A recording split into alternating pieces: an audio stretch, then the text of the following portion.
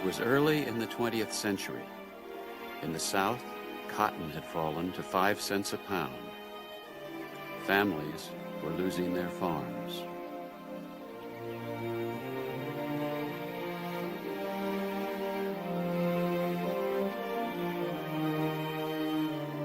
Their hope lay in the cities, where new industry promised opportunity and jobs.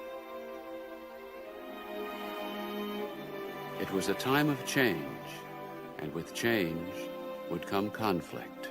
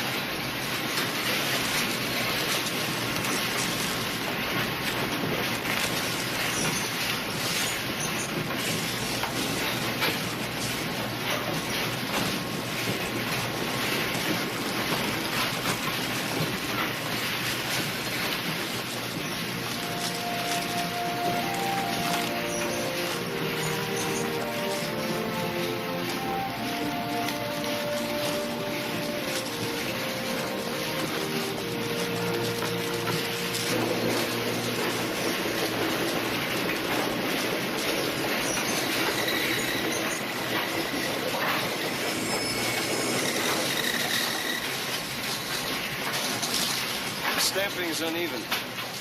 Try to concentrate on what you're doing. Okay, Mr. Frank.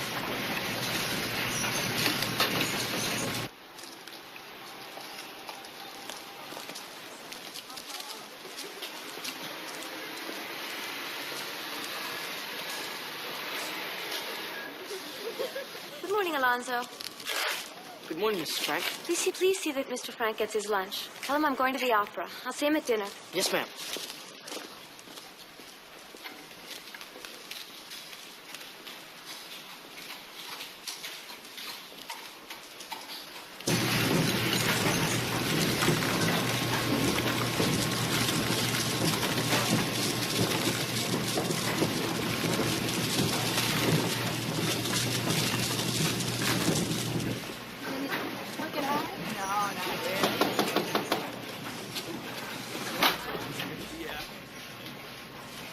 We're undressed in here, blame it. If you want to flirt with those boys, you'll have to do it on your own time. We were just getting a breath of air. Come on.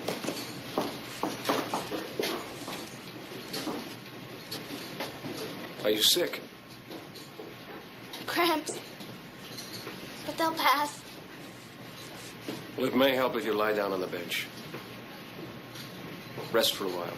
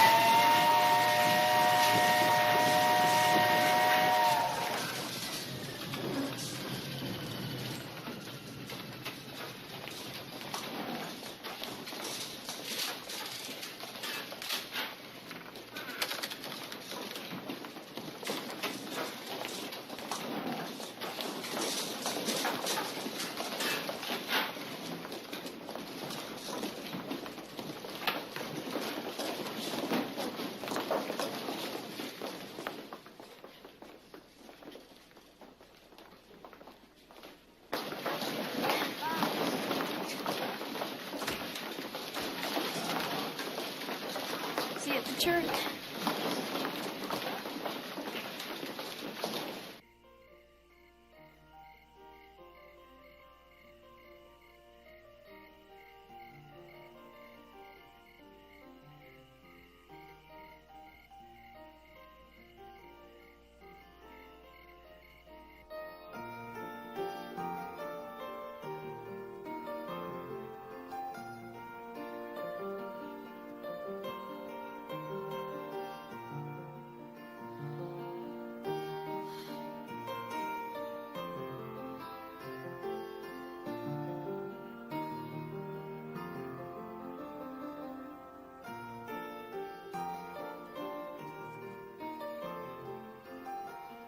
Oh, Sleeping Beauty, at last I have found you. Oh, Prince, what took you so long? I've been waiting almost 100 years, although I really didn't mind all too much. Well, I'm sorry, but I only just got born not too long ago. Oh, that's okay.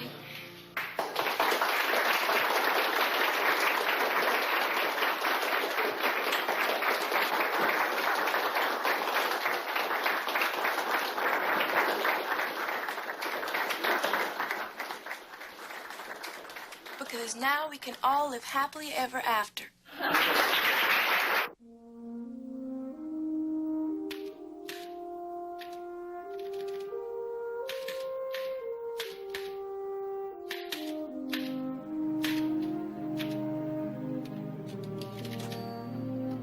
Hi, dear Governor.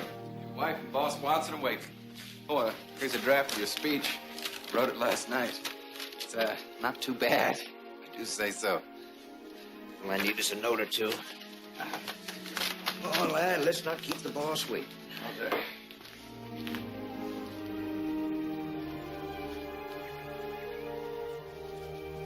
Unless I'm mistaken, I do believe I spy the future of our great state walking towards us. Hello, Tom. My, but we're all so handsome today.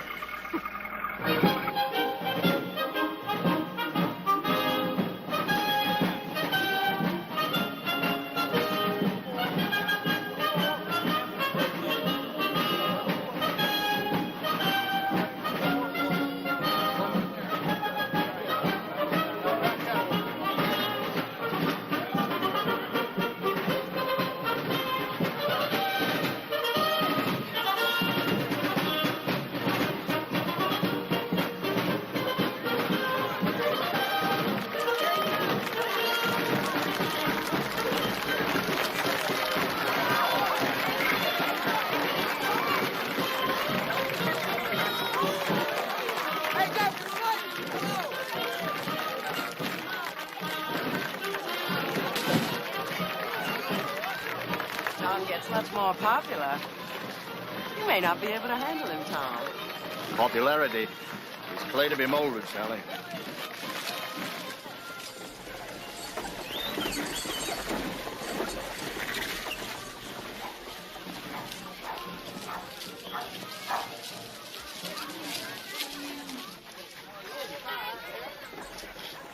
Mary, come here and finish your breakfast. I don't have time. I want to get to the factory before the parade. I thought you didn't have to work today. I don't. I'm just going to pick up my pay. Okay. Guess I'm ready. You best take your umbrella, honey. I bet Mary's going to see a fella. I ain't neither. Anyway, it ain't none of your business. Randy's just teasing you, honey. You're going to stop by and get your wages, ain't you? Yes, Papa. I wouldn't ask, but we're running kind of short this week. Want to come with me, Randy? No. I just came to help you, Pop. I'll see you at the parade, though. Bye. Bye, honey. I thought a daughter of mine would have to be working in an old factory.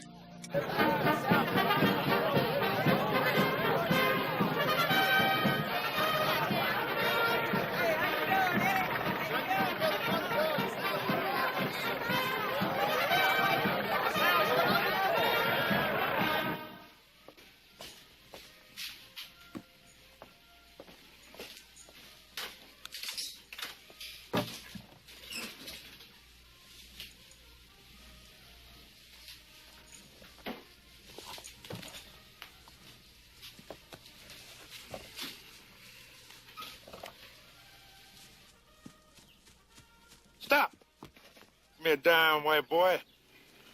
I don't have one. Yes, you do. It's in that pocket right there.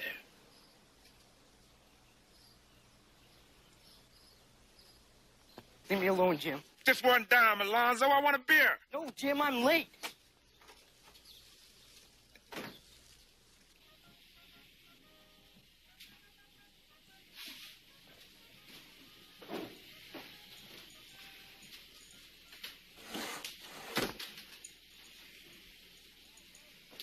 Now, folks, I'm sure that you all know Hugh Dorsey, our dynamic young Solicitor General. But you may or may not know the fine lady on Mr. Dorsey's arm. She's the wife of one of our South's most loved heroes. Ladies and gentlemen, Mrs. Stonewall Jackson.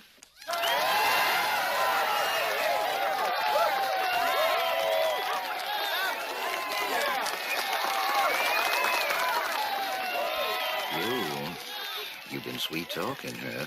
John, you hush. Poor lady's 80 years old. Oh, hell, boy, you'd marry her if you thought it'd mean 50 votes.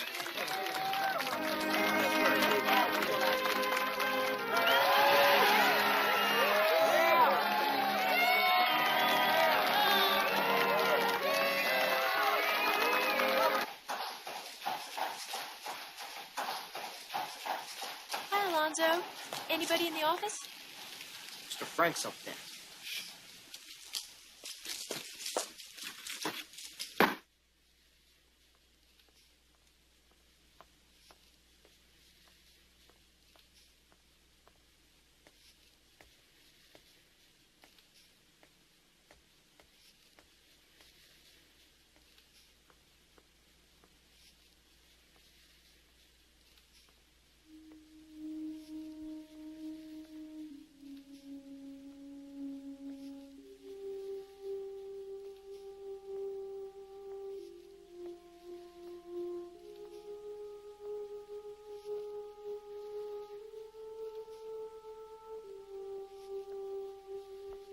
Mr. Frank? Yes? Excuse me for bothering you, sir, but I've come to pick up my pay. It's number 62.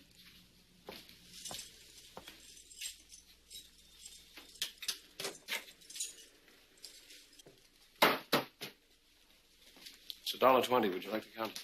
Oh, no, it's okay. Thank you. Miss, you look very pretty today. I hope my observation doesn't offend you.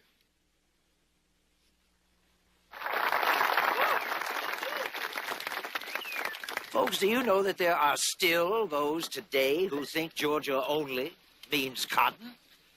And when you speak to them of industry and factories, when you speak to them of iron and steel and textile manufacturing, they speak to you like that old farmer who said, oh, you can't get there from here. Well, they are wrong. They are as wrong as that old farmer. We can, and we will. We live in a time of prosperity, a great era of challenge. And the people of Georgia, they are hearty, industrious people. And they can meet that challenge. They can bring new prosperity to this great state. Industry means employment. And that employment means a fair wage for every man that wants to work. And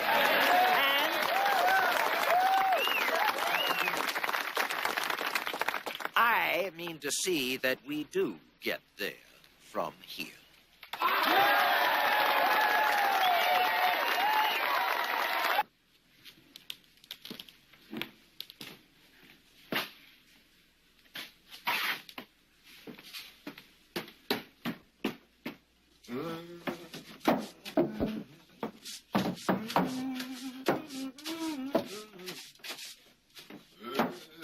What are you doing here so soon?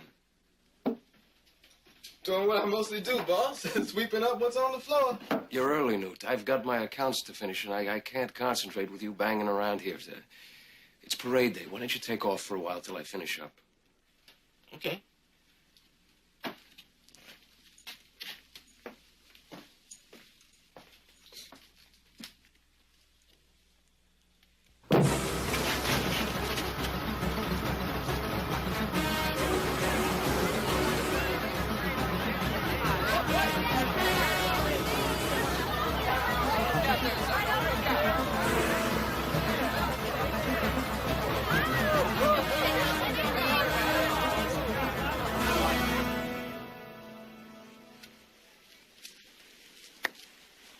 Now, Mrs. Jackson, you are about to witness a demonstration of skill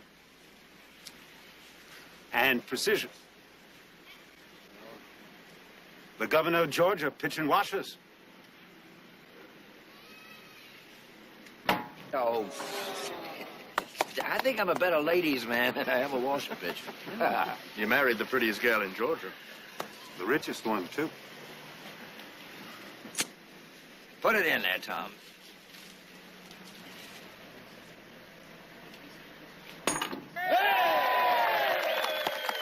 Probably put a magnet in that hole.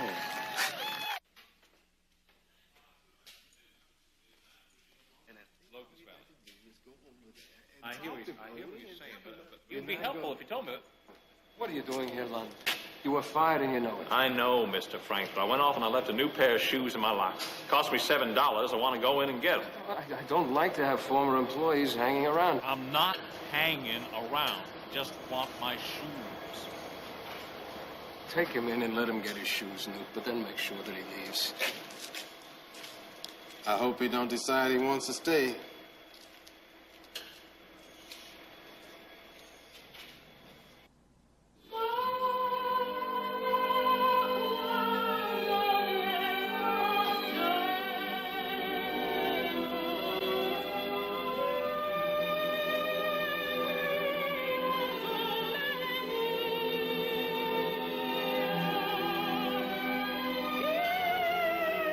That's Mimi.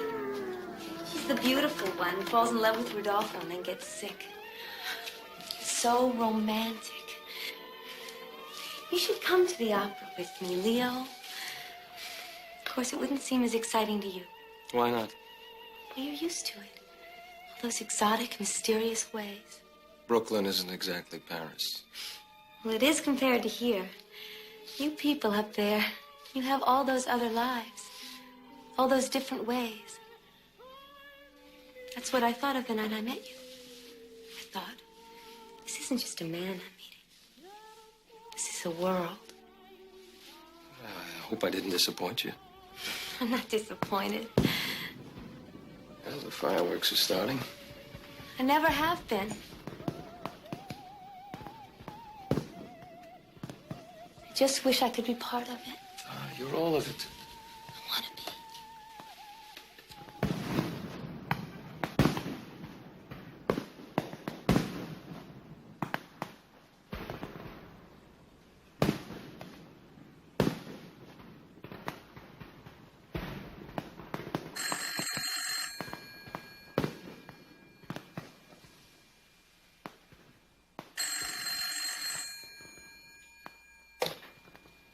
Hello?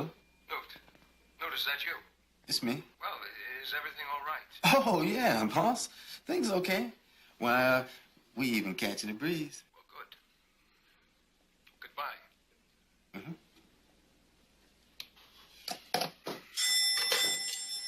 Who are you sneaking off to call? If I didn't know better, I'd think you had a sweetheart. No, I was Hello, just Uncle checking with Sid. the factory. See what a good manager you got when you hired Leo. Even on Saturday night, he managed. Any problem down there? No. Everything's fine.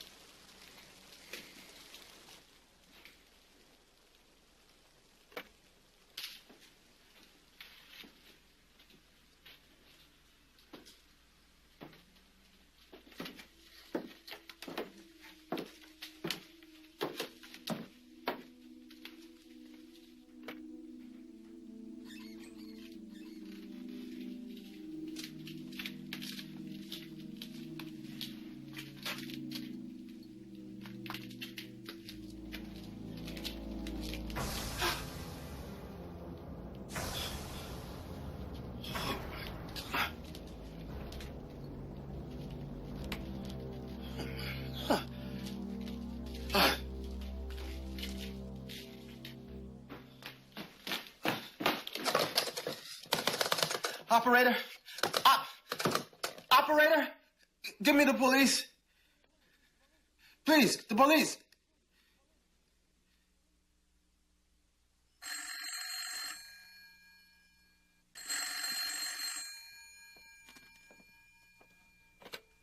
Police. What? Who is it that's dead, boy? Where's this at? Okay, you stay put. Got killed now. Some colored over at the pencil factory. You always come up with a killing when I'm winning.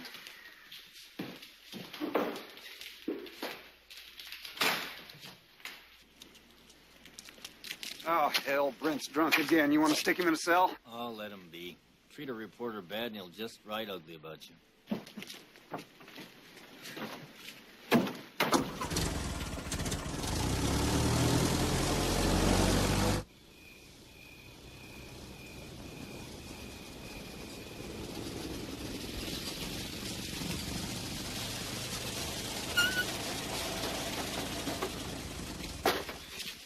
Where are we, boys? We're at the pencil factory. There's been a massacre. A massacre? All right, where's this body at? It's way down in the basement. I've been trying to get Mr. Frank on the phone, but I can't get him. Who's Mr. Frank? He's the boss, sir.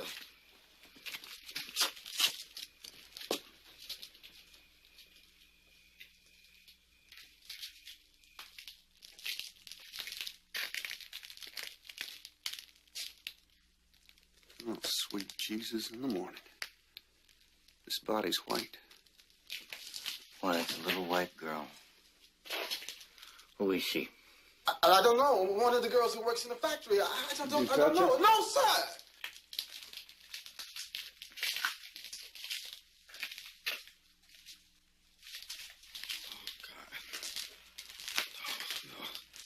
Man, he said he would love me and laid down play like night witch did it.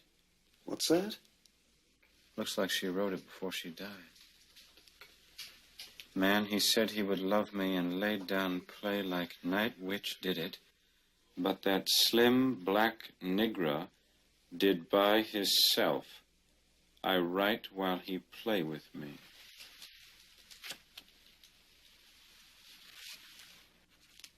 Child murdered in factory identifies a killer.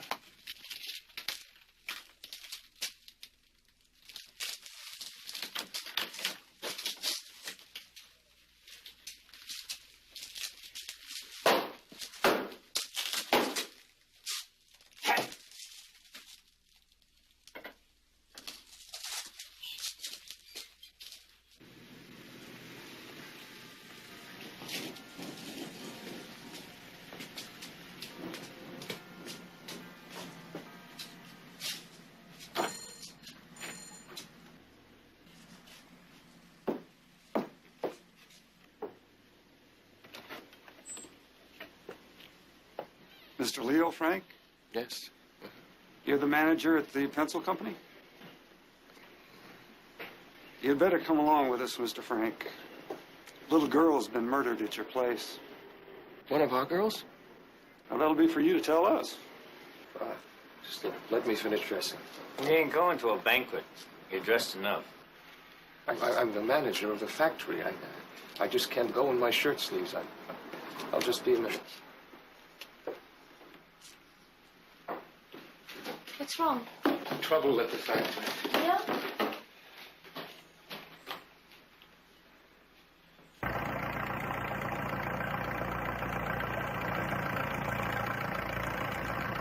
Got that watchman of yours. How long's he been working for you? Newt? He's barely new. About 3 weeks, I guess.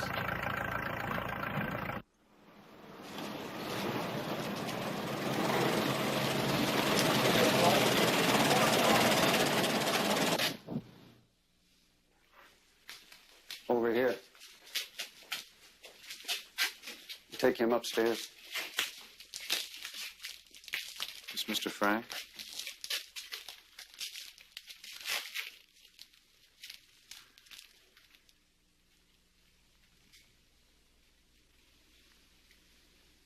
God. Do you know Mary Phagan? Is that her? You don't know this girl? I paid one of the workers in the office yesterday. It could be her. You don't remember her name? No, I don't know her name. How'd you pay her then? She gave me her work number. That's how it's done. I should call Mr. Montag, the owner. There'll be time for that. Mr. Frank, come back here. Would you please look at this girl? Is this the girl you paid yesterday? God rest her soul. It could be. How could he do this? Who, you mean the night watchman? No, I mean whoever.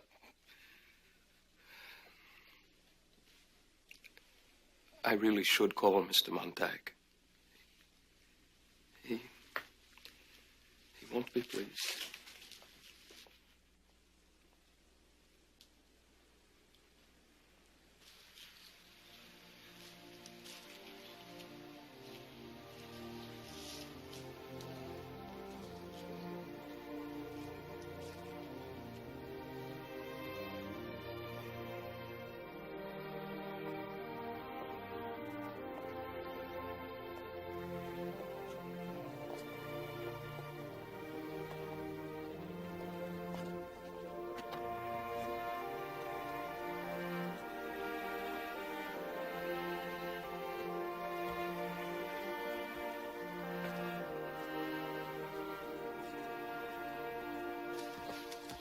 Sorry, Brent. It is a good story. I gave you page 1, half a column, below the fold. What? Congratulations. It's good to have you back there. You're not leading with this. Not a national disaster. I mean, hell, it isn't even a mystery anymore. I mean, they got the night watchman. It's a murder. You know how many murders there were in this city the past 6 months? This isn't some colored woman getting cut up. It's not even another lynching. It's a girl, a little white girl, poor, working in that factory for Northerners, 12 cents an hour. Yeah, I got that part. It's still in there, isn't it? My Sunday dinner's getting cold. Al, I didn't write that story. Those people did outside the factory. It was on their faces. You drunk again? No, I'm not drunk. It's a great story. What did you expect? Examiner reporter finds murder note? Front page? Some red ink, maybe? Well, you can be damn sure the Constitution would, or the Journal. No, maybe you ought to try one of them. Well, that's right. You already have. You forget that? And what you promised me when I agreed to take you back?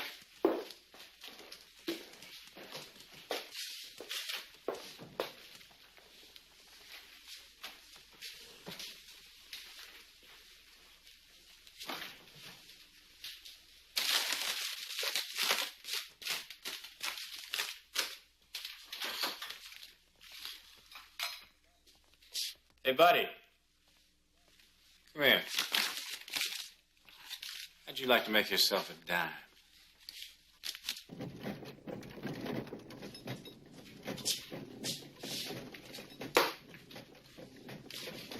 Hey, hold there. Who are you? Copy boy. What happened to Pete? I don't know. I just got here. Boss said to get that to you before you start putting the paper together.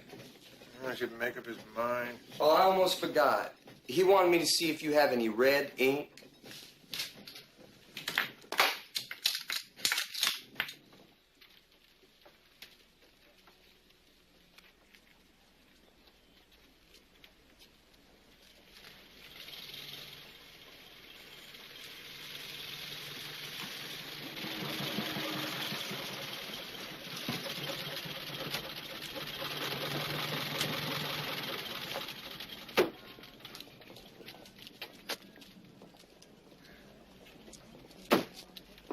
Look at that car, would you?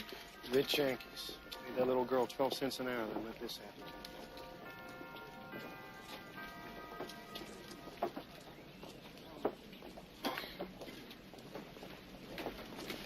You know that man with the glasses just went in there? Oh, I should think I know Mr. Frank. He's my boss. What's the story on him? Is this going in the paper? It might. He ain't so bad, I guess. You know, me and Mary was practically best friends. This is Randy. He was Mary's neighbor. Well, you know, our families live practically side by side. Really? Excuse me. I thought you wanted to talk to me. I do. Did you take this young lady's picture? The newspaper? Make sure you spell her name right.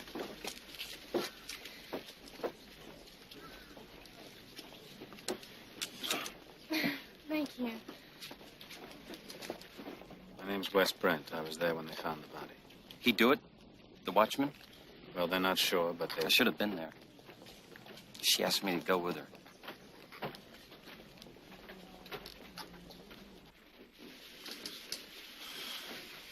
The papers are blowing this thing all out of proportion. That must be a mother. I guess I should say something. I just don't know what. Well, you have to do it, Leo. You were her boss. I didn't know the child.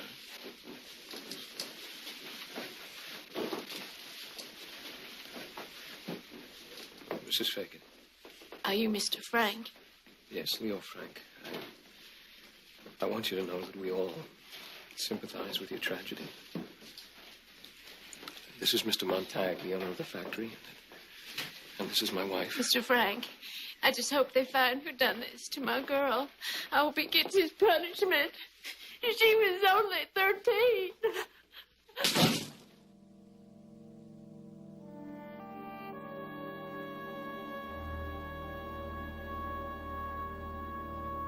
I just locked up one of the janitors named Jim Connolly. I got Lee, the night watchman. He was right there. Hell, he wouldn't have called us if he'd done it. He would have just took off. Why don't you call in that Jew manager? Frank? Yeah. He was the last one that seen the girl. Tell him we need to ask some questions.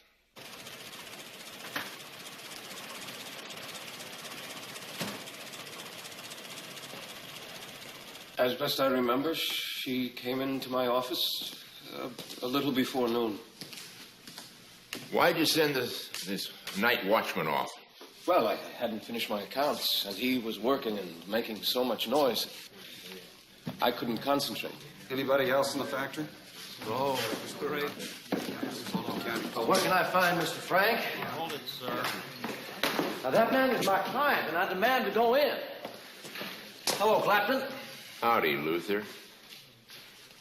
Why are you barging in here? I didn't know Mr. Frank needed a lawyer. I don't need a lawyer. I don't know who this man is.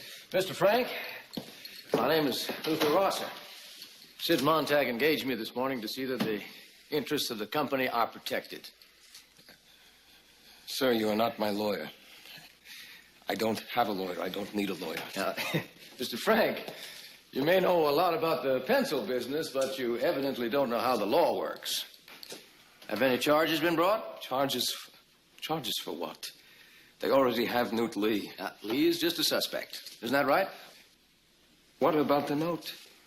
It said the night watchman. Mr. Frank, I would advise you against saying anything more now until we've had a chance to discuss this. What in the world are you getting at? Are you trying to tell me that I'm a suspect? Now, Mr. Frank, there is a great public outrage. Chief Clapton's job might be in trouble for all I know. I would imagine everyone connected with the pencil factory is a suspect at this point. What is this, Chief? Surely you don't suspect me.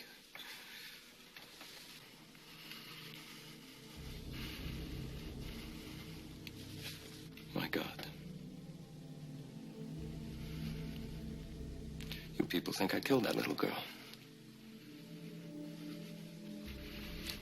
You saw the body. She must have fought like a tigress. You saw how scratched up she was. Well, whoever killed her must be scratched up as well.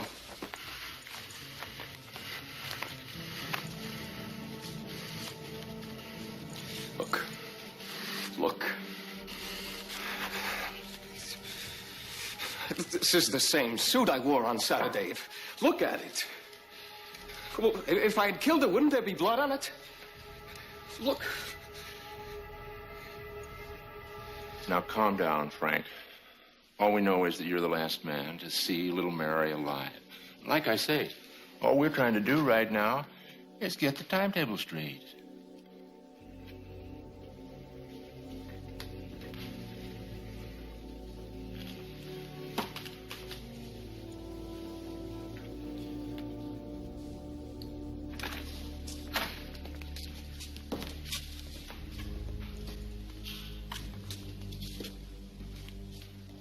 Connolly.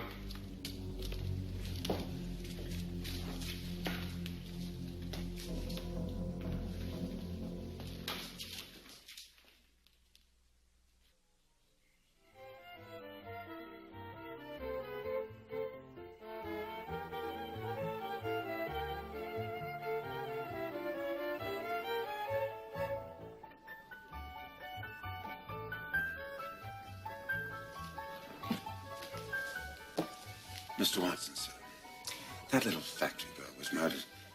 I think I should represent the party at her funeral tomorrow. Mm-hmm. It's been getting a lot of notice, and the way everybody feels, I thought that... Would you mind going into that snake pit and telling our governor I'd like to see him for a few minutes?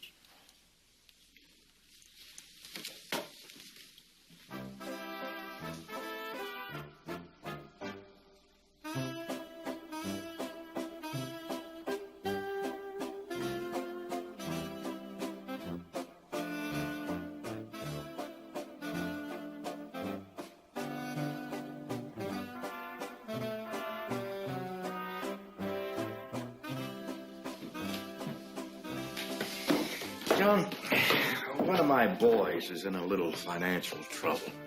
Nothing he can't climb out of with a ladder, you understand, but if you could work out a loan with some of your New York banker friends, I'd sure appreciate it. Consider it done. You're a man to go to the will. You hear about this child's funeral tomorrow?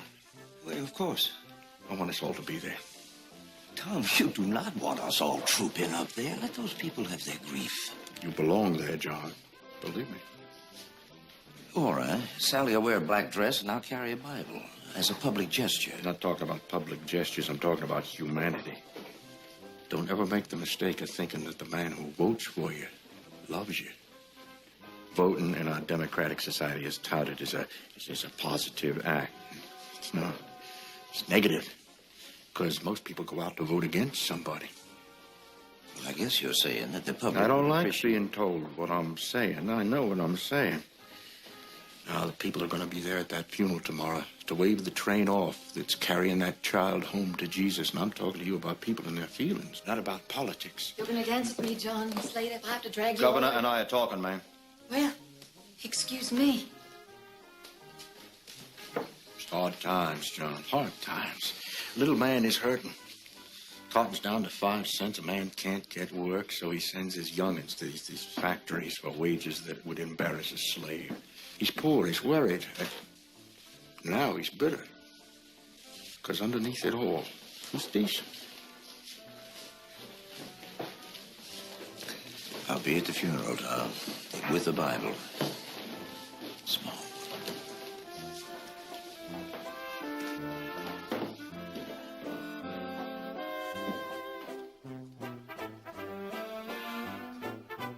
We stand here, Heavenly Father, a poor and simple people, raising our eyes to Thee, asking for divine justice. In the name of the Father, and the Son, and the Holy Spirit, I commend this child, Mary Phagan, to the eternal and everlasting grace of heaven's warm and abiding love. Amen.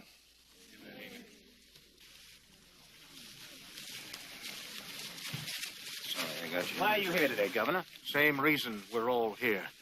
To mourn the death of a little girl. Blessed are those who mourn, for they shall be comforted. Can I quote you?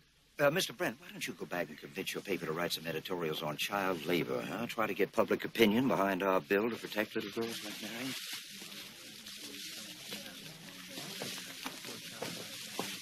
Mrs. Phagan, I'm sorry, very sorry. I don't know you. I'm sorry, I'm Hugh Dorsey, Solicitor General of the state. Did you know Mary? No, but Who are these people?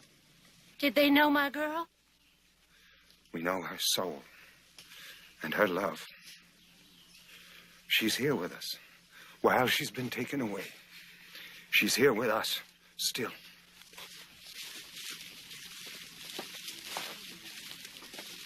Mr. Solicitor, Mr. Dorsey. Mr. Brent, now, fellas, please, this is not the place. It's all right, John. I want it stated that one of our children has been taken from us, and that this tragedy has not gone unnoticed. As of this moment, I am personally taking charge of the investigation into the death of Mary Phagan, and neither I nor the people of this state will rest until justice has been done. The man who did this to little Mary will hang.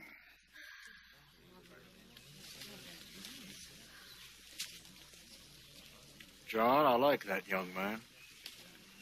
Hugh is ambitious. If ambition was a crime, we could all be hung.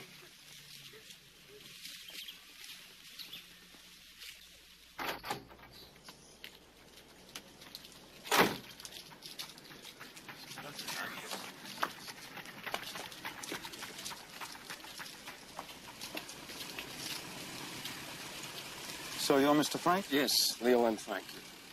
We've given most of the girls a morning off, so you can see what you need to see. I wish you hadn't done that, sir. You must not have understood that notice. I want testimony from those girls. Why? None of them were here that Saturday. They may not have been here that Saturday, but I hear they're telling the police some very remarkable stories.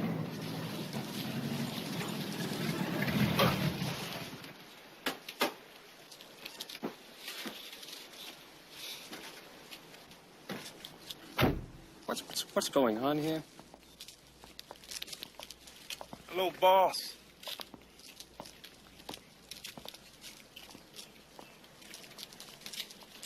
You must lead an interesting life, Mr. Frank, with more than 100 young girls working on you. Our employees are treated fairly. Well, if you'll please show me where your office is, sir, I'd like to get started.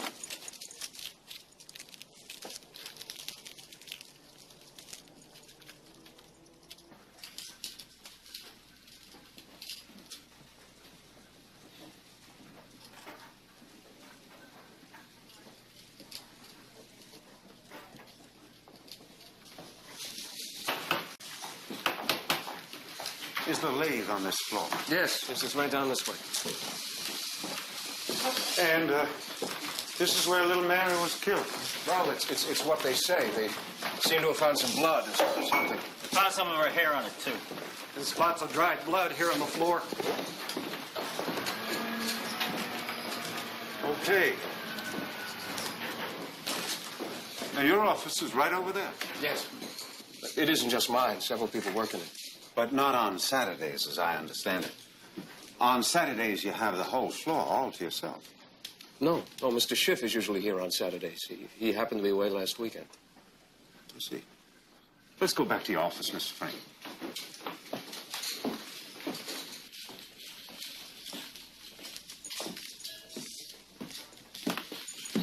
Jeffries, ask that Doreen Camp to come on in here.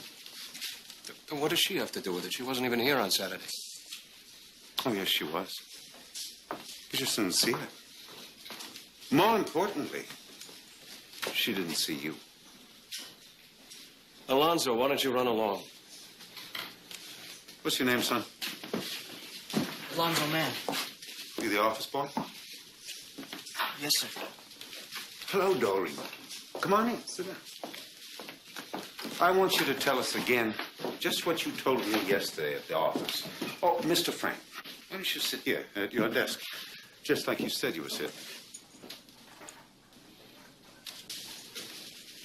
Well, I stopped by about 12:30 to get my pay. I know Mr. Frank always works on Saturday. But when I looked in the office, he wasn't there. But I was here. Why didn't you knock?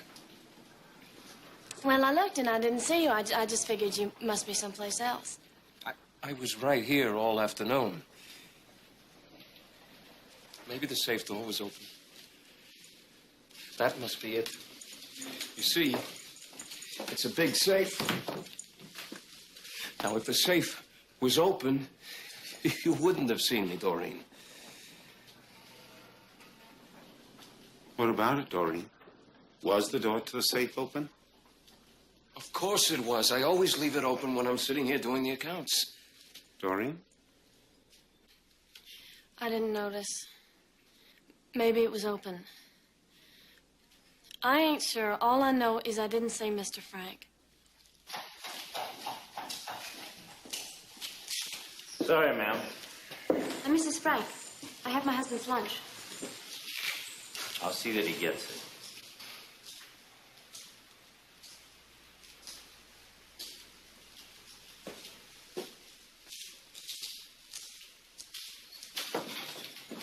Where does this elevator go? To the basement. Can you operate it? I can when I have to. I don't much. We have an operator. But he doesn't work on Saturdays, is that right? Jim, can you run this thing? Sure, boss. Well, come on, let's all get in.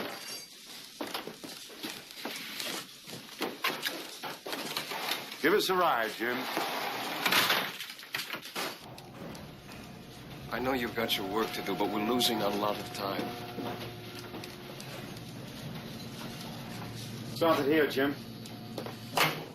Let's have a look around.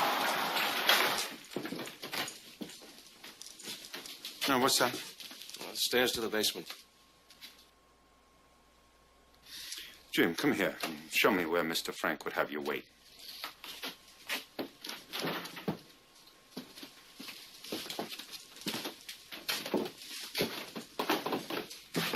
He had me sit right here so I can watch the stairs. Then I give the signal. Like this. If some white folks come in. Well, what in the world is this man talking about? I never told him to sit on a bench and stamp his feet. Why would I want a janitor to behave like that? So you wouldn't be interrupted if you were conducting private business? Of a personal kind, perhaps? What personal business? I work in an office with 3 other people. Except, it seems, on Saturdays, when none of them is here.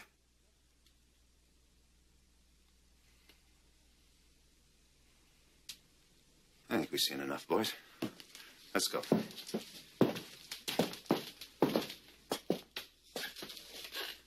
You can get back to work now, Mr. Frank.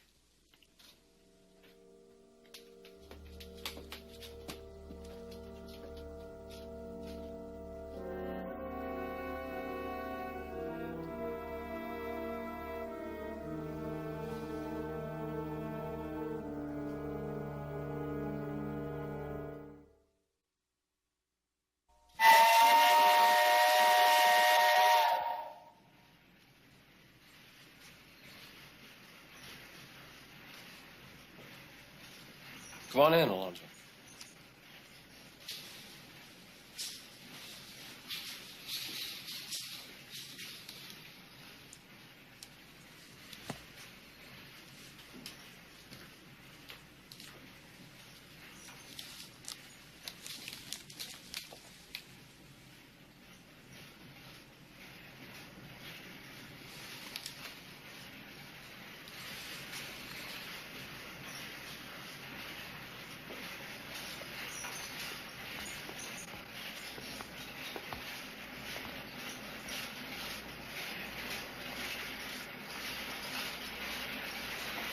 The state of the bread and the cabbage found in her stomach indicate her death by strangulation to have occurred 2 to 3 hours after her morning meal. The dilation of the blood vessels in the female organs, plus the enlarged state of the vagina, indicate the possibility of rape.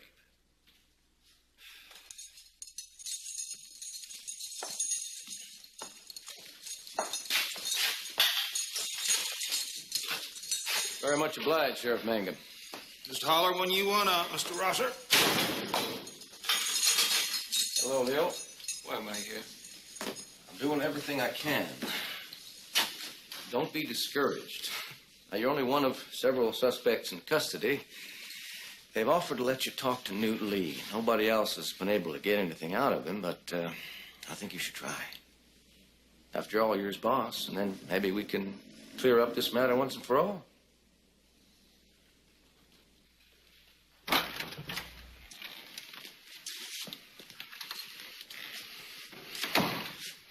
Newt. Newt.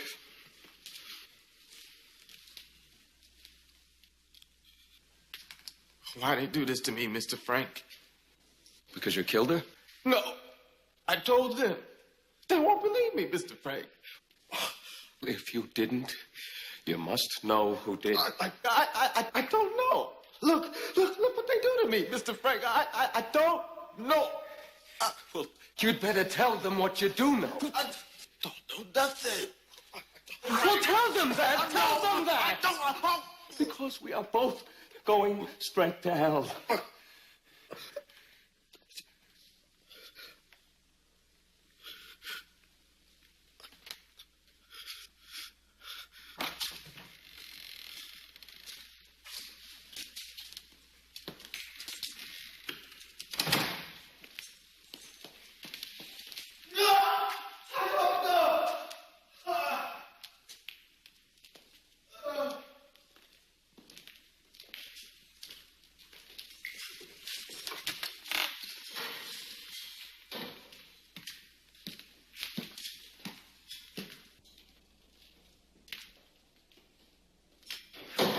Sit down.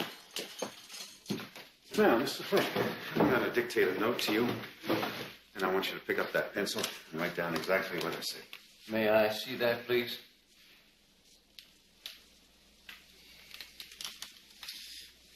This the note the little girl wrote before she died? Mary Phagan didn't write that note. The killer wrote it and left it by the body to put it off on the night watch. You don't know that. In the first place, the killer would have seen her writing it. In the second, the child was being murdered. Raped, maybe. You think she would have had the presence of mind to find a pencil and a piece of paper and write this while it was happening? Impossible. Isn't that so, Mr. Frank? Don't answer that. I don't know what she would have done. I didn't know the girl. Well, if you'd write these words, please. Night witch.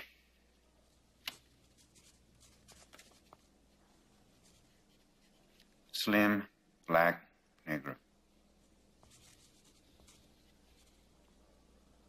I write, W-R-I-G-H-T, I write, while he play with me.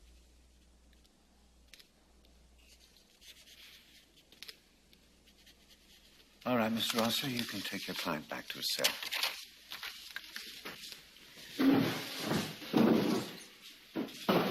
If you'd be so kind, Mr. Lund, your turn.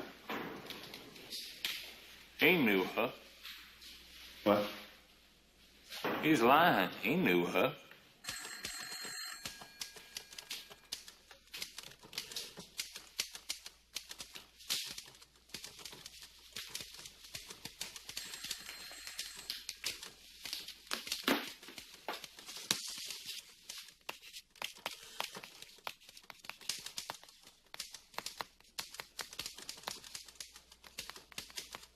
Mrs. Frank, any comment on what happened?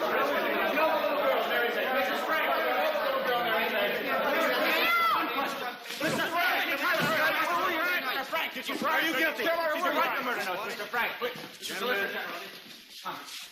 Gentlemen, please. Your attention.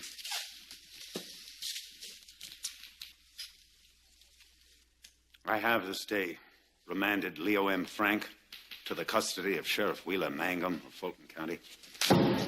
He will remain incarcerated here in the tower of Fulton County Jail, awaiting arraignment and trial for the murder of Mary Phagan. Mr. Dorsey. Was it Deirdre right, Mr. Dorsey? I decided not to think about it. When I saw you, I just smile and say everything was going to be all right. I don't know how to do that. Lucille, what do you know about Luther Rosser? Uncle Sig says he's a good lawyer. I want you to find out if he's the best. If he is, fine. If he isn't, we've got to get somebody better. Can you do that? Of course. I don't understand this. It's all a mistake, that's all. I don't know why it's happening. But I know we'll get our life back. Time, Mrs. Frank. You believe that, don't you?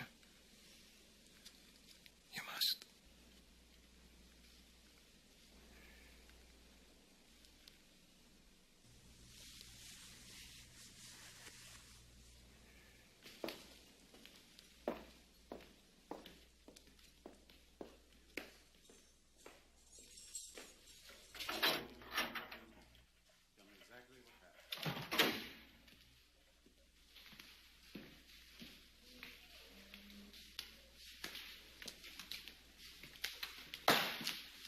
night, Mrs. Frank.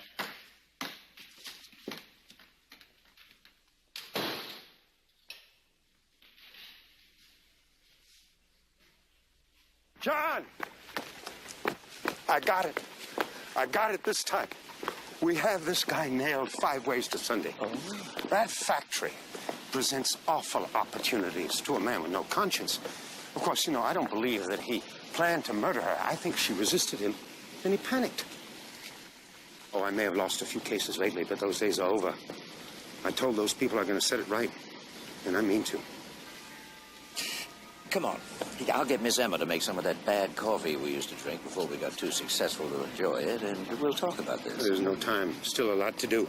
Listen, I'm not going to lose this one. I promise you. Huey, you do me a favor. You get your conviction. But you try the case in court. Not here.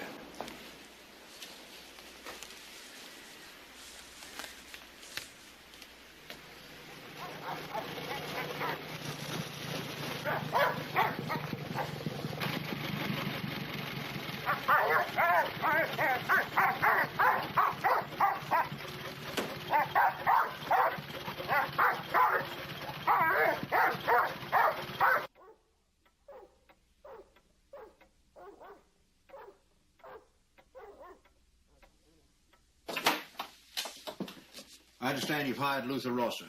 Thank you for seeing us, Mr. Watson. The reason we're here... Please, sit down. Thank you.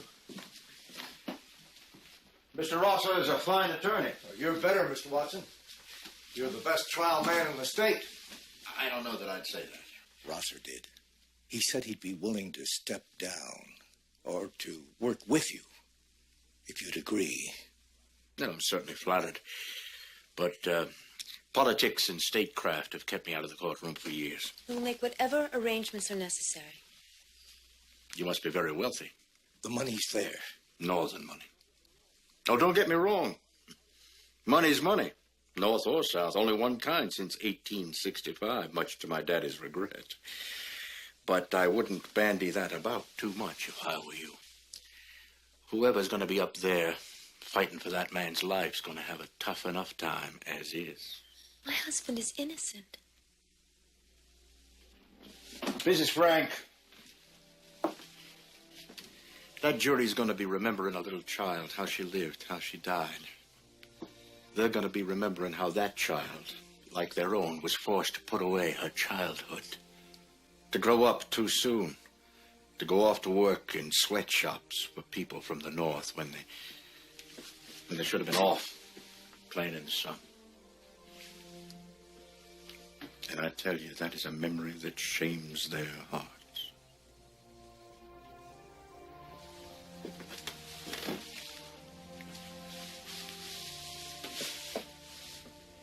Mrs. Frank, I'm sorry. I wish you well.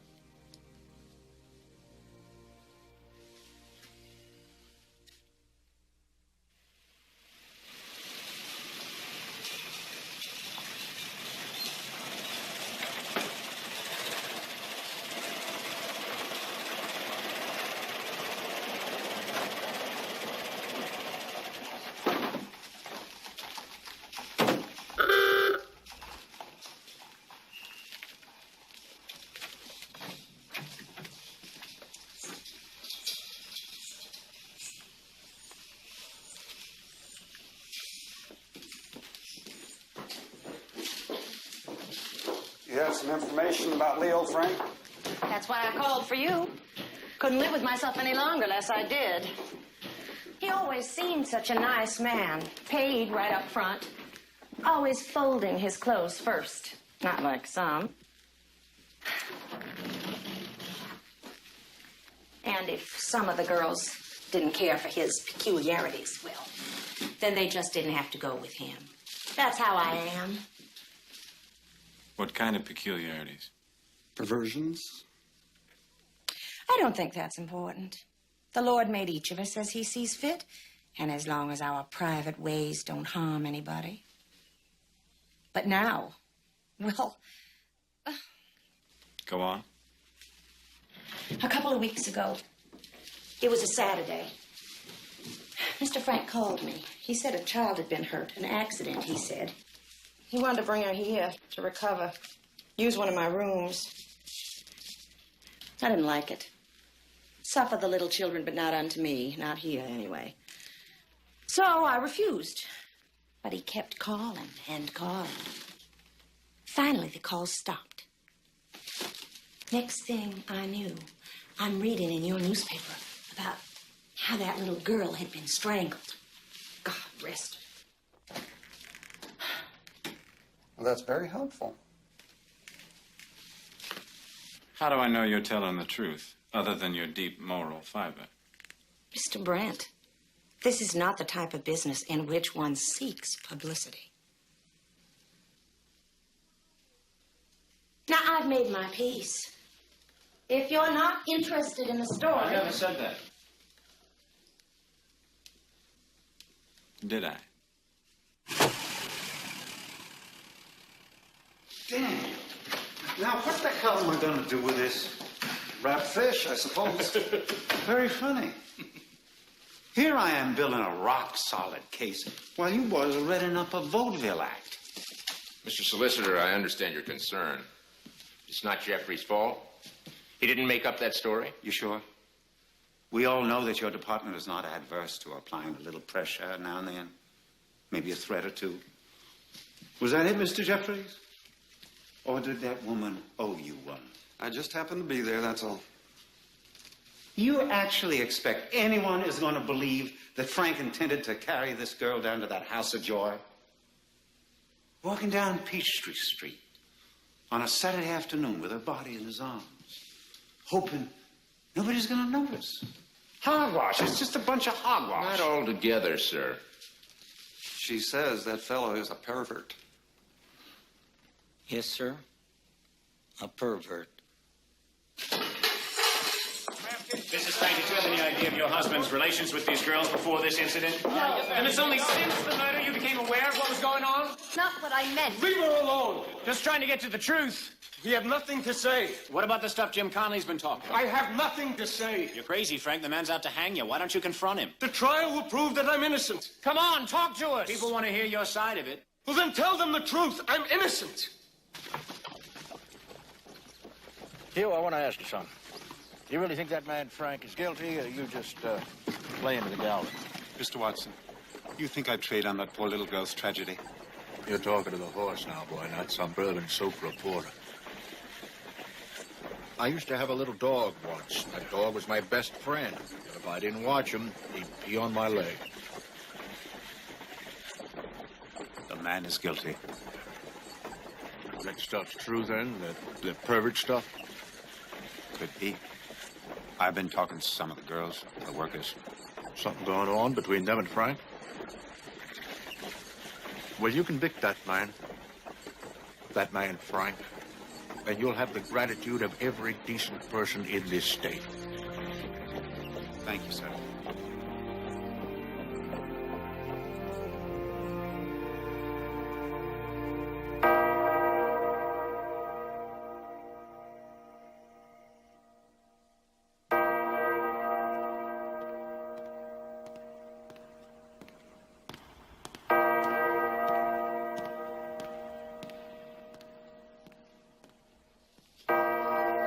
Of the Solicitor General of the state of Georgia.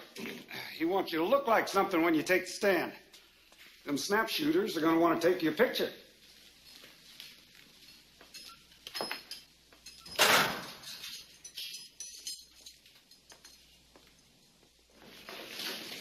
Well, Jim, looks like you're the star of the day. These boys from the newspaper want you to make a statement. Go ahead, Lord. Jim, how come they got you locked up like this? Accessory to this killing. That means you helped to do it. They say you're going to speak up. I was intending on taking care of Mr. Frank like he told me.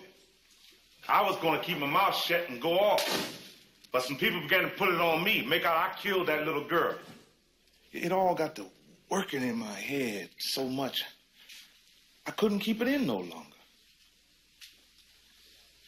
I just decided it was time to come out with it.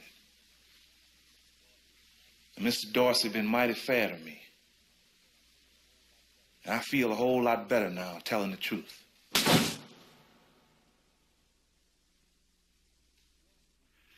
Now, Jim, tell us, how come you happen to be down at the pencil factory that Saturday? You don't normally work on Saturdays, do you? Well, I mainly work when Mr. Frank say he might need some watching done. Watching? Just what kind of watching, Jim? Well, sometimes he like to have one of the young ladies up to his office for a private chat. Mr. Frank don't like being disturbed when he chatting up the young ladies. So I sit on the stairs and sort of stomp on the floor to give the signal if somebody come in the door. What do you think Mr. Frank does during these private chats? What, boss? Is talking all that goes on in Mr. Frank's office. Objection, Your Honor. Overruled. I believe I can predict where this testimony is headed. And I think it might be best if the women and children left the courtroom. Please. Mrs. Frank, you'd best join them. My husband has never done anything in his life that I'm ashamed to listen to. All right, Miss Frank, you may stay.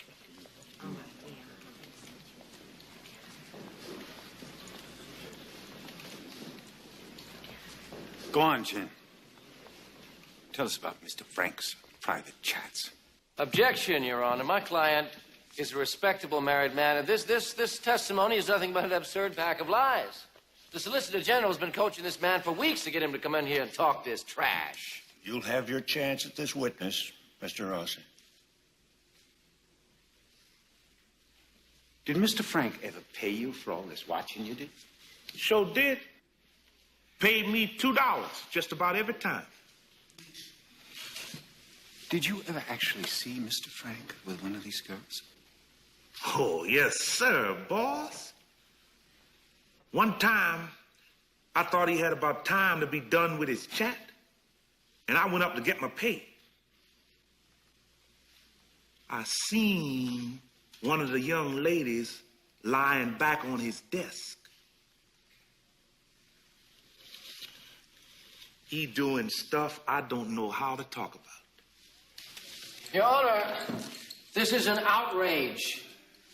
Your Honor, I believe that this crime against nature is most relevant. Yes.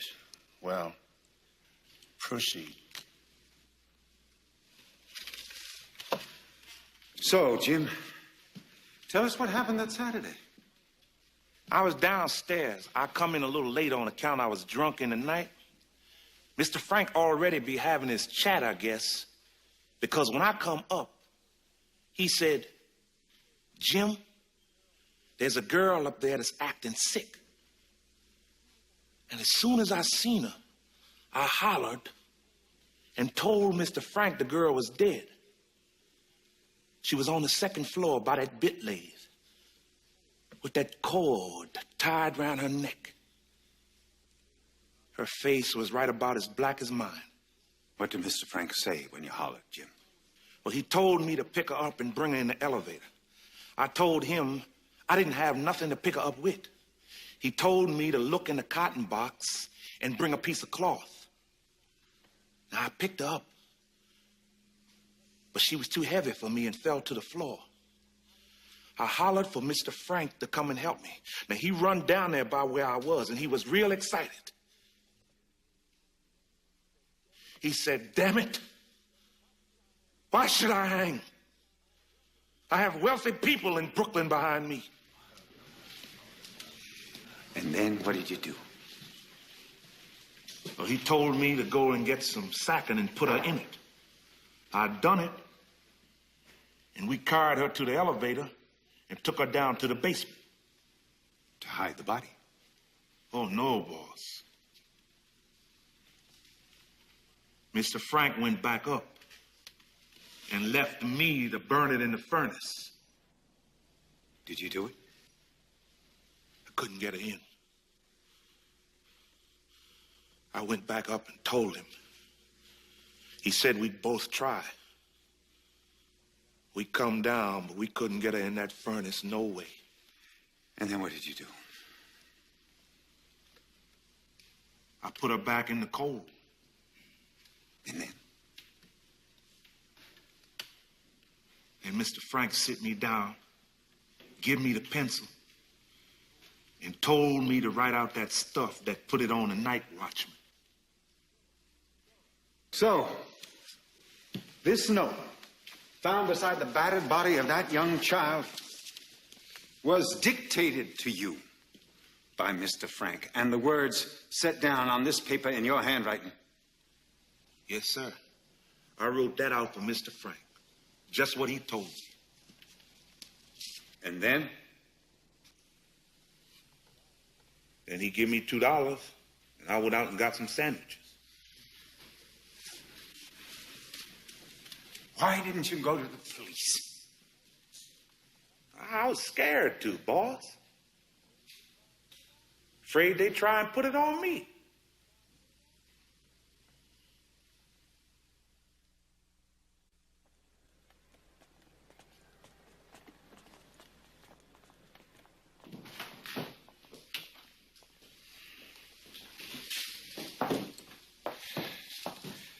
Leo, you know, Conley did very well in there.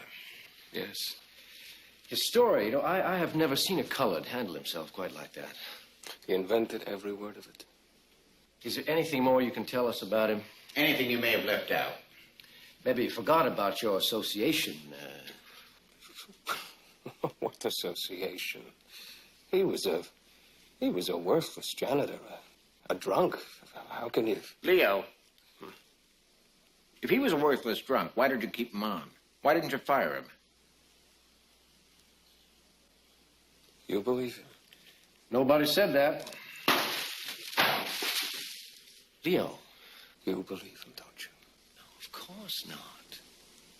We just have to know exactly where we stand. You're afraid of him? The smartest lawyer in the state, and you're afraid of him? Leo, I'm going to do it. I will. I will break him down. Oh, good. I'm glad to hear that. Because if you can't handle him, I'm dead.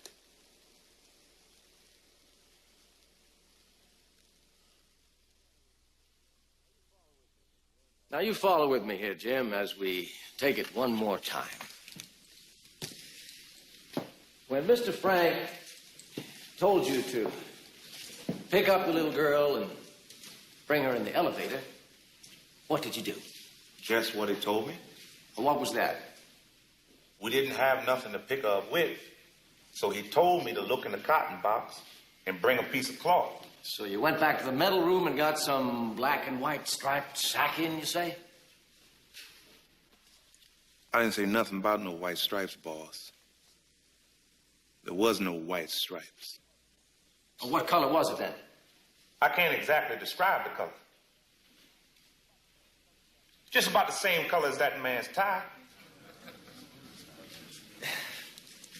You said the little girl was too heavy for you. How much did she weigh? I don't know, sir. Well, let's say 95 pounds. Now, you can lift 95 pounds without any trouble, can't you?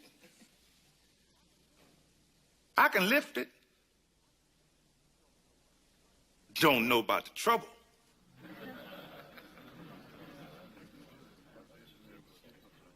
Jim, when you were first arrested, you said you were nowhere near the factory that day.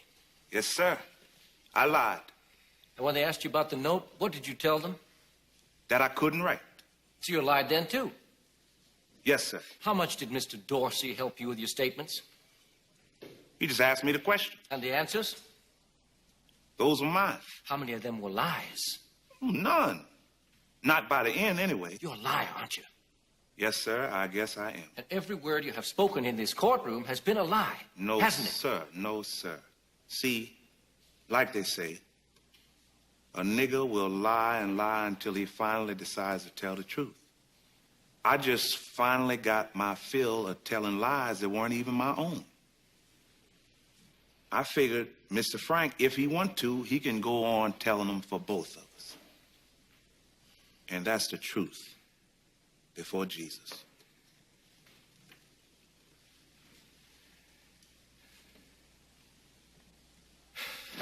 Try a headline like Conley proves artful dodger.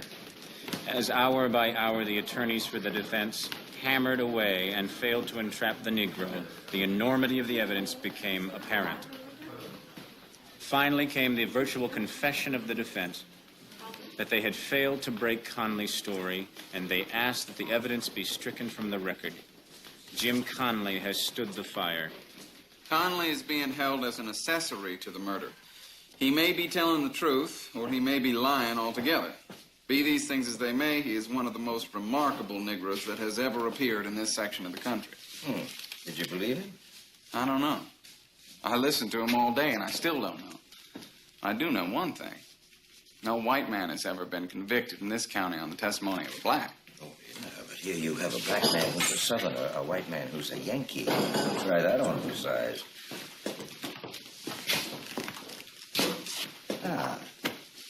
How you feeling this morning, Mr. United States Senator? Is that what the boys in the back room decided? We've been working on the slate for next year, and you are hitting the ticket. We're going to run old Nat Harris for governor in the spring, and then we're going to turn all of our attention to sending you to Washington. We're looking at an old horse who is raring to go.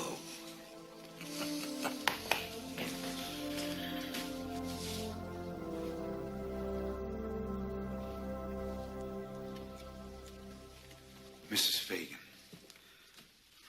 could you tell us, please, what happened the morning of April 26th? The last time you saw your little girl? She was getting ready to go to the pencil factory to get her pay envelope. She was all excited about the parade, and then she left.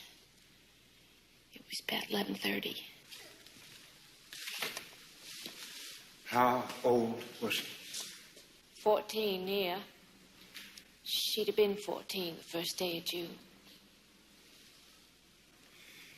Is there anything else you'd like to tell the court about her? I miss her. Was she a pretty girl? Oh, yes, sir, mighty pretty. Mrs. Phagan, I must ask you to identify some evidence.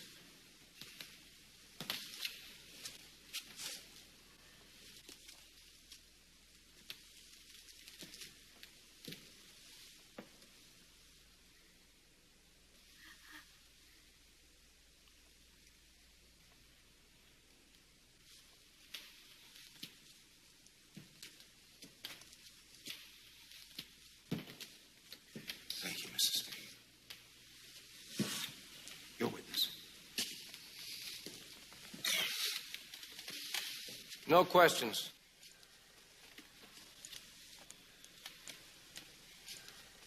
Tell us about that Saturday, Mr. Lott. Well, they laid me off over there, but I forgot a pair of shoes. Left them in my locker. It cost $7. Mr. Frank let me in with the night watchman to get them. Didn't Mr. Frank seem nervous? Well, yes. He's always nervous as a cat, though. Did you know Mary Phagan? Oh, yes, I knew little Mary. It gets to me that she's dead. Mr. Frank claims that he didn't even know her. Is that true? He knowed her. And when you took him from his home down to the factory to identify the body? He got all nervous and excited. Started rubbing his hands the way they do sometimes. He wouldn't look at the body. Detective Jeffries, I'd like to read you a statement made by the defendant at the coroner's inquest regarding the conversation he had with Mary Phagan that Saturday in his office. Mr. Frank says, "She asked me if the metal shipment had arrived yet. I said no. Then she left." Now, is this what he told you happened when first you questioned him? No, sir, it isn't. He said she asked him about the metal. That part was right. But what he told me he answered was, "I don't know." I don't know. In other words, I don't know if the shipment come in yet. Right. So then, the next thing he might have asked her would logically be, let's go back to the metal room and find out. Objection, Your Honor. Objection. Sustained. And you say that Mr. Frank had never called you at night before? Never had, boss. What did he say? Not much. Just asked if everything was all right at the factory. You're sure that he had never done that before? I don't get too many phone calls, boss. I remember them when I do get them. Mr. Frank had never called me before. Just that one time. And that phone call came just a short time before you found the young girl's body. Yes, sir. He would just bust into the dressing room while we were changing. Sometimes he'd come up with some excuse, like saying we were flirting with the boys outside. Were you? Maybe. But only after we finished working. Mostly he'd come in for no reason at all. Once I got mad. I told him, we're dressing, blame it. He just stood there and smiled. I never worked for him, but my sister did. She used to make me go there with her sometimes to get her pay. And this one time she was sick, so I went and got her pay for her. Mr. Frank winked at me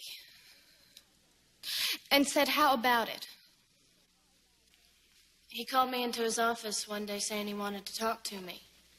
He tried to close the door, but I wouldn't let him. He got too familiar by getting too close to me. He also tried to put his hands on me. Where did he put his hands? Let the record show that the child has indicated her breasts. That's what you meant, isn't it, Doreen? Yes. He just barely touched him. He tried to pretend like he was joking, but I'm too smart for such as that.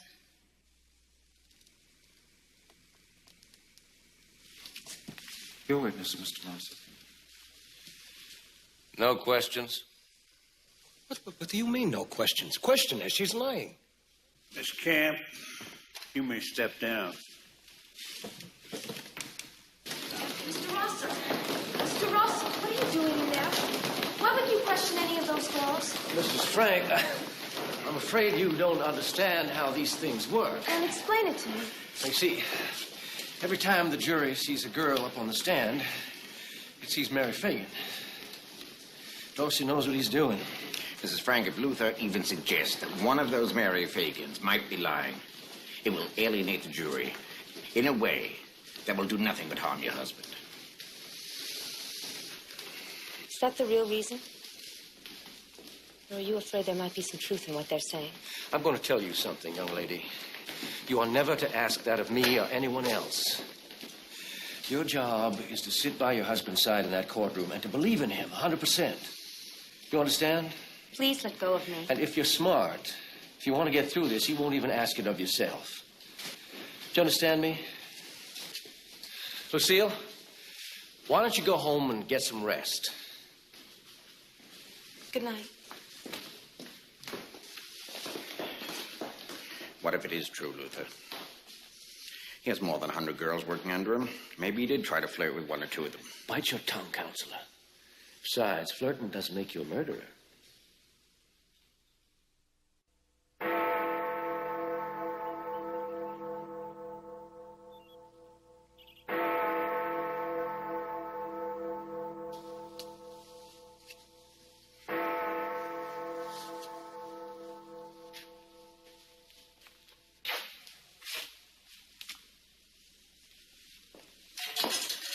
Where are you going? Going home. What's the matter? I want you to stay for a while.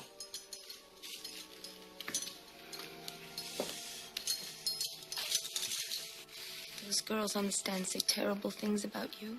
Lucille, Wasn't I enough for you?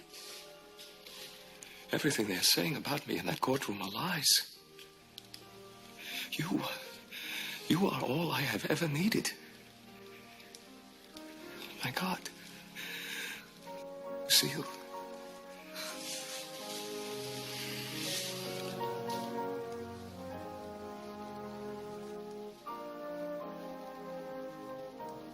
You get some people in there that can tell that jury what kind of a man Leo really is. He's a respected figure. He's a college graduate, president of B'nai B'rith. It's my husband. Lucille, we're trying. Dean Gilchrist down from Cornell. He'll speak up for him. We've already written him and others. We're just waiting to hear. Send telegrams. Send train tickets. Whatever you have to do. Mr. Montag will pay. I first met Leo Frank through my position as dean at Cornell University. Now, in his time there, and our association since, I've never known his character to be anything but exemplary. I brought sworn statements from faculty members at the School of Engineering which strongly support this position. Thank you, Dean Gilchrist. I'll be fair with Mr. Frank and not challenge these character witnesses from up north. However, I am moved to ask one question. Sir? Was this college that Mr. Frank attended coeducational? No, it's not. Then you would not know how he conducts himself amongst the fairer sex, would you? As I understand your question, no. I have examined the work Mr. Frank did that afternoon. It's careful work. Must have taken him at least 4 hours to do it. You'll never convince me that a man can strangle a little girl and then sit down and do 4 hours of accounting and still keep it neat as a pin. I couldn't have done it better myself. I work right outside of Mr. Frank's office, and I've never seen anything wrong to be going on in there. He's always been a perfect gentleman to me. And I believe he's just as innocent as the angels in heaven. What about Jim Conley? Would you say he's as innocent as the angels in heaven? No, sir. I'd say he's a liar. Objection. Jim Conley is not on trial here. Sustained. Would you believe him under oath? His hand on the Bible? I don't reckon that book would mean much to Jim Conley. I've been working in that factory a long time, and I ain't even seen no women going up there, or Jim Conley watching no door. Most of the time, he'd be asleep, drunk out back. Why would you volunteer to come here and speak against one of your own like this? Excuse me, sir, but he ain't one of mine. Alonzo, would you say Mr. Frank treated you well? He was nice to me. Did you ever see him alone with any women in his office? No. Now, you worked Saturdays as well, didn't you? Yes. And on no occasion did you see him alone with any women in his office? No, sir.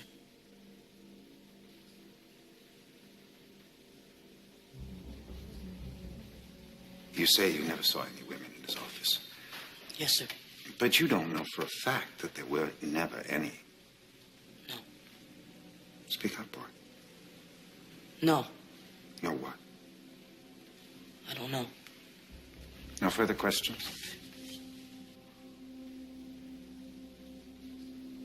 Mr. Jones, as the insurance agent for the National Pencil Company, you should know Leo Frank well. I got to know him well, yes, sir. What do you think of his moral character? It's excellent. I found him to be an honest manager. He keeps his word, and he makes his payments right on the dot. I believe your company issued an insurance policy insuring Mr. Frank. Did you investigate him before you drew up that policy? I sure did. And I found nothing to worry us at all. He seems a fine, upstanding man, both morally and physically. Your witness, Mr. Dorsey?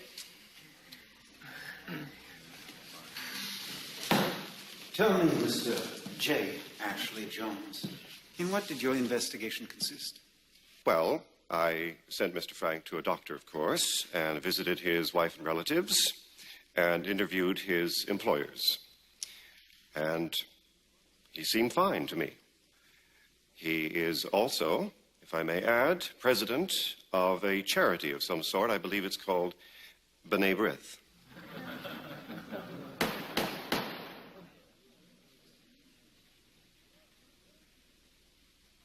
What about the girls? What girls? The 103 girls that Mr. Frank had working under him at the factory. Did you speak to any of them? No, I didn't find it necessary. Well, if you had found it necessary, you might not be quite so quick to vouch for his moral character. Did you know, for instance, that he kept pictures of nude women in his desk drawer? No, I certainly did not. Did you know that he liked to slap the young girls on the rear? That he often peeked into their restroom? That he made them come up to his office and sit in his lap? Did you know that he often fondled their breasts? He did not. What kind of a man are you, Mr. Dorsey? Have you no shame? Frank, Miss Frank, please, control yourself, or I'll have you removed. Luther, we've got to do something. For God's sake, stop this. Lucille, I know what I'm doing. Leo's entitled to a statement at the end of the trial without a cross-examination. If I put you on now, Dorsey will tear you apart. I suggest, Mr. Frank, that he fail to question any of the girls that work under you because his big Northern insurance company doesn't give a sweet tomorrow about little Southern factory girls any more than you do. I do.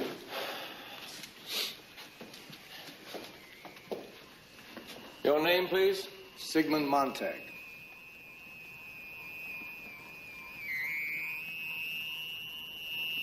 Can't you turn that thing off? Supposed to make it cool in here, Your Honor. We're just making it noisier. Turn it off and open the window. All right, Your Honor.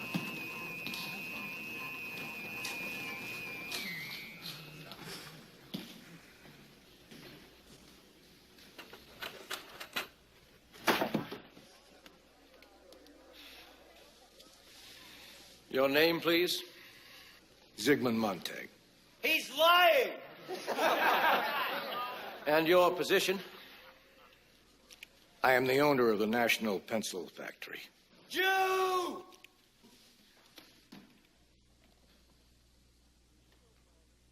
Did Leo Frank report the murder to you that Sunday? Yes.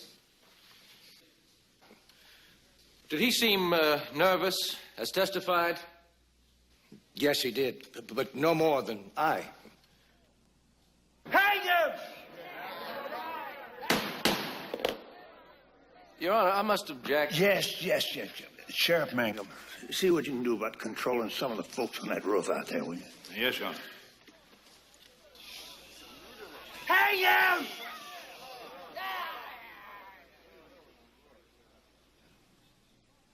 A mighty fortress is our God. A bulwark never. Were there any scratches or discolorations on his face? Our fortress is our God. A bulwark never. Were you present? Were you present when the police first questioned him? Not at first. He tried. Not at first. He tried to call me a short time after.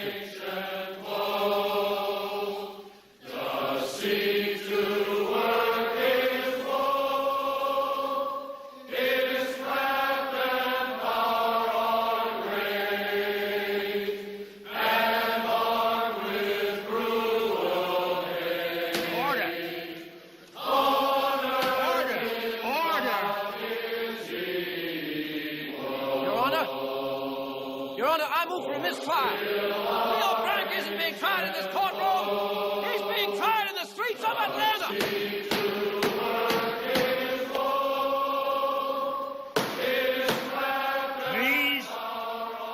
Please, ladies and gentlemen. We must have some order in this courtroom. We are near the end of a most difficult trial, and we must have order so that we may conclude it.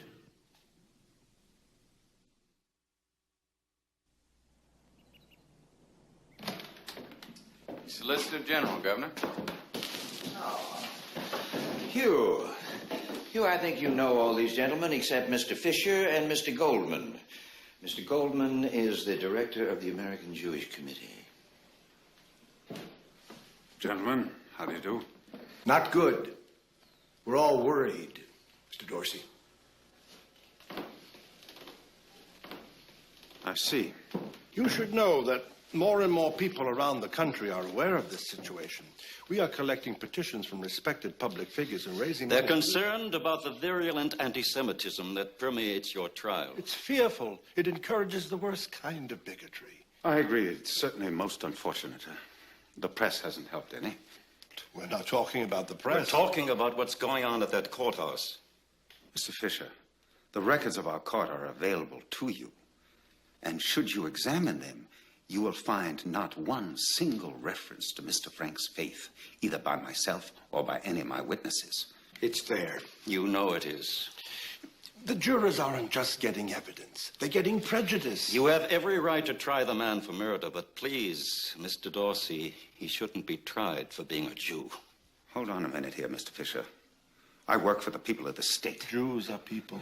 They put their trust in me, and I will represent them as I see fit, without pressure from you or anyone else. Mr. Frank has been given more than a fair opportunity to defend himself. Tomorrow he will have his chance to make his statement to the court. And it is his good fortune that by state law he will be spared my cross-examination and my virulent anti-Semitism. Governor, can I see you alone? Excuse me, Judge.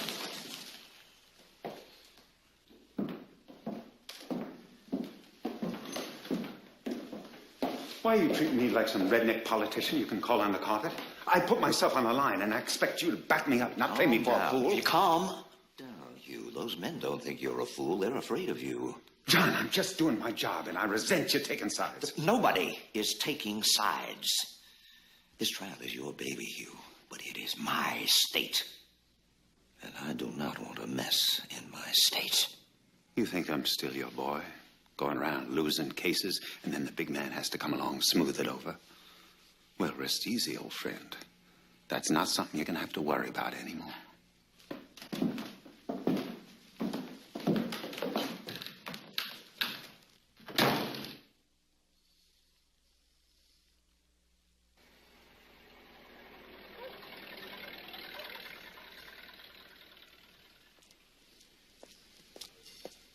Mrs. Frank. Mrs. Frank, Wesley Brent from the Examiner. I know who you are. You've been silent since this all began. There must be something you'd like to say.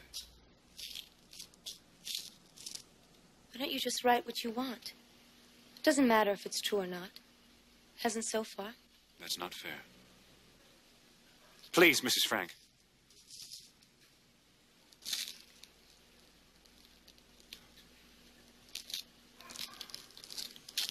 You want to know my husband?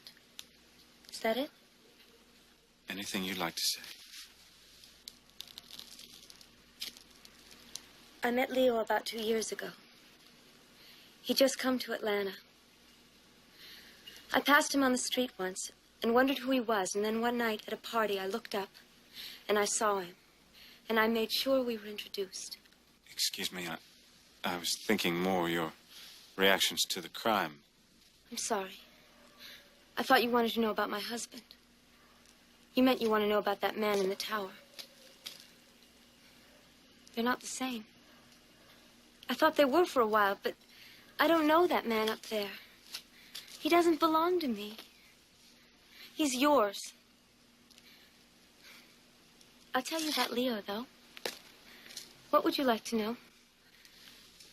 Perhaps this isn't the time. Tell me why you're here tonight. Tell me what took you so long. Help me, Mr. Brent. I'm sorry, Mrs. Frank. I shouldn't have come. No, please. I'd like to talk about it. I'll tell you how he can't sleep without the window open, but he can't stay awake at the opera. Or how he didn't seem to sleep the whole week I had the influenza. But he must have at some point, don't you think so, Mr. Brent? I'm sorry to have bothered you, ma'am. Excuse me. No, please. There are things I have to say. Things I've forgotten. Won't you come inside? We'll talk. That's what you wanted, isn't it?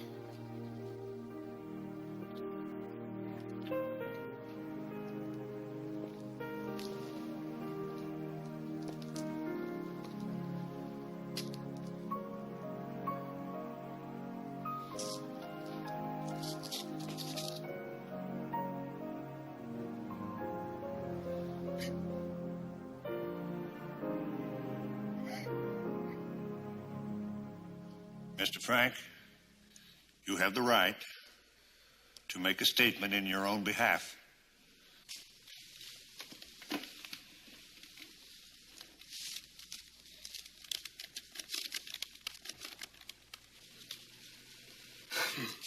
I could fill the volumes with what my heart and soul begged to say.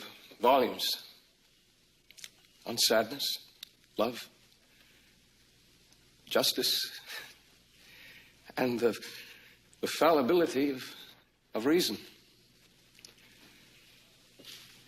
But for now, I must tell you that there has not been one word of truth spoken about me in this court by the prosecution's witnesses, not one iota of truth. I had nothing to do with the death of Mary Phagan. Except for her killer, I believe I was the last to see her alive. I put her pay of $1.20 in her hand and I sent her off to a world where something like this could happen to her and to me. And still I miss that world. I miss my life and I want it back.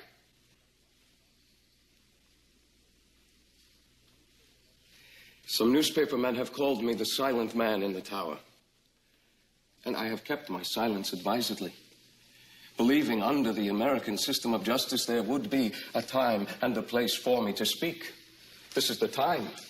This is the place. I've told you the truth. The whole truth. So help me God.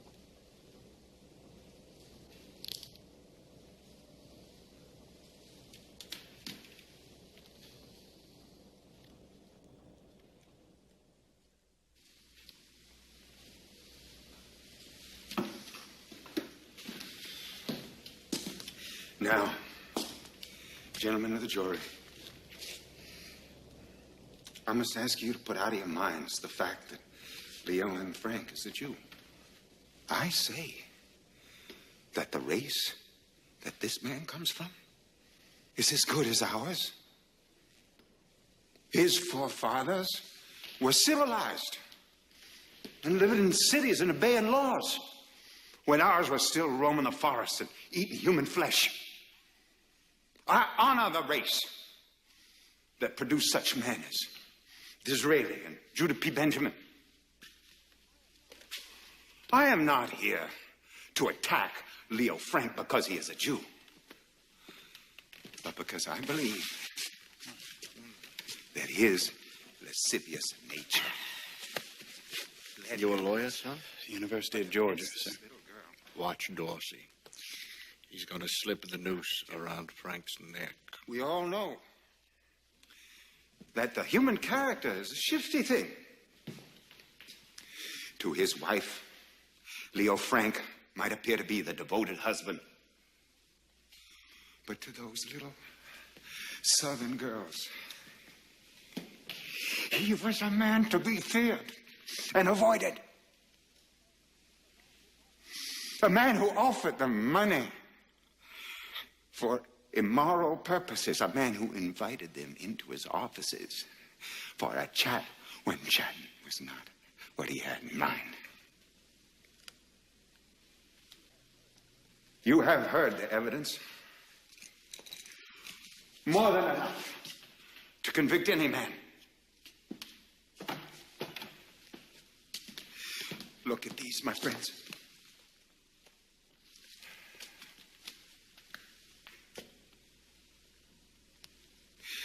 Mary Phagan died a tragic, violent death.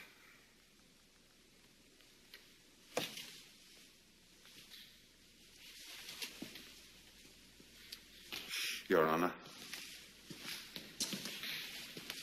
gentlemen of the jury, that death shall be avenged. There can be but one verdict. Guilty. Guilty.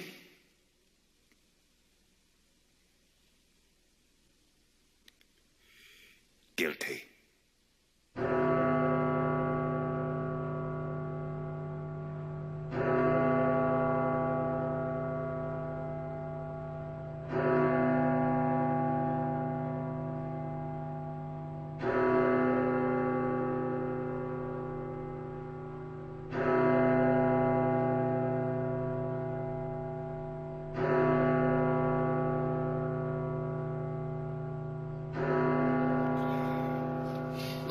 You always were very forward with me. You're lovely. I had no choice. Yeah. It's your move.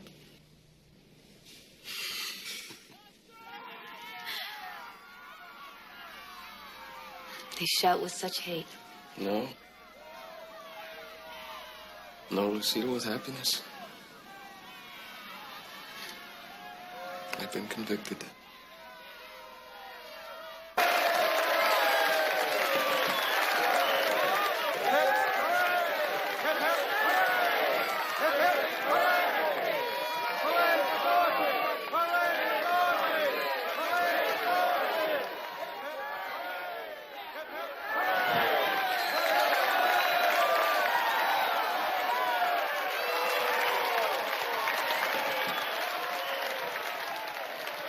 It is adjudged and ordered by the court that on the 10th day of October 1913, the defendant, Leo M. Frank, shall be executed by the sheriff of Fulton County, and that that execution shall take place between the hours of 10 a.m. and 2 p.m. The defendant shall be hanged by the neck until he is dead. And may God have mercy on your soul.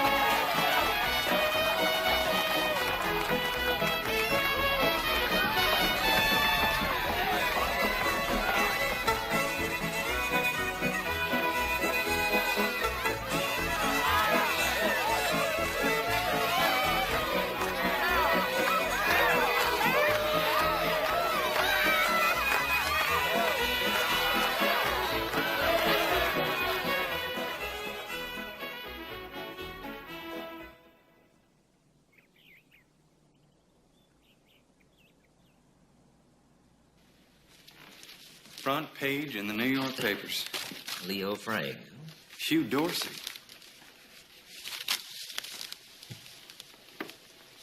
Nobody's gonna hide Hugh's light under a bushel. I'll bet my father's gold watch this thing goes all the way to the United States Supreme Court. What time's your father's gold watch say it is now? 8:15, sir.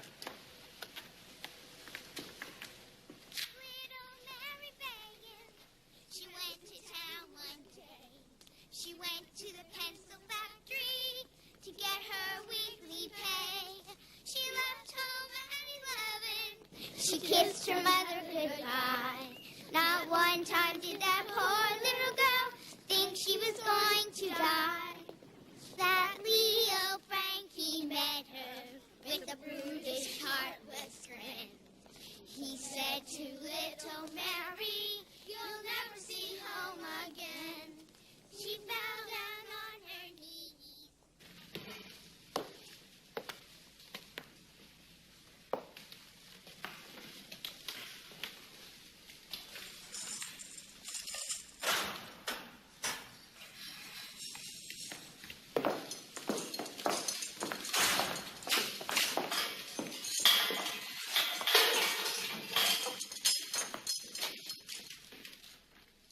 It's all right, son. Take it on in. Hello, Alonzo. Hello. Hand it to me.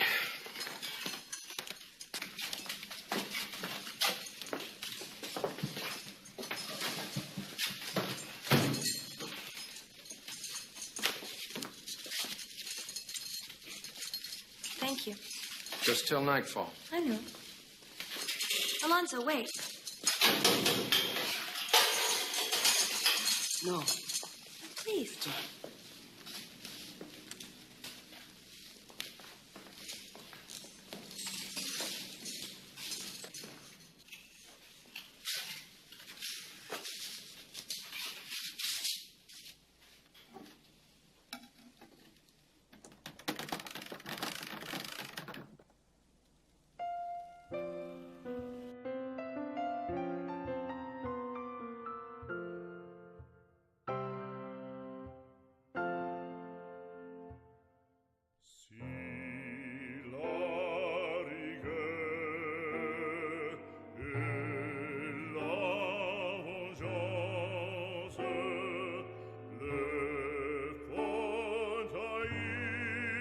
What does she say?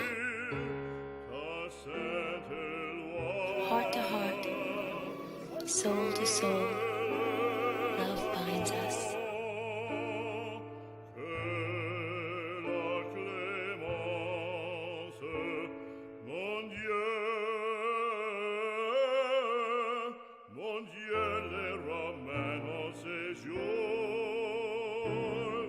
I'm going to do it.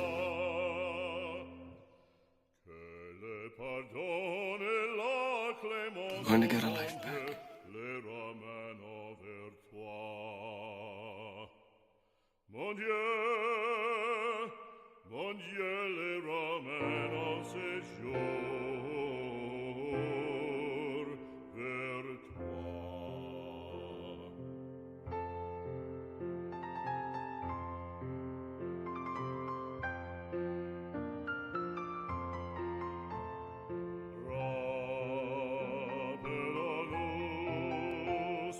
Say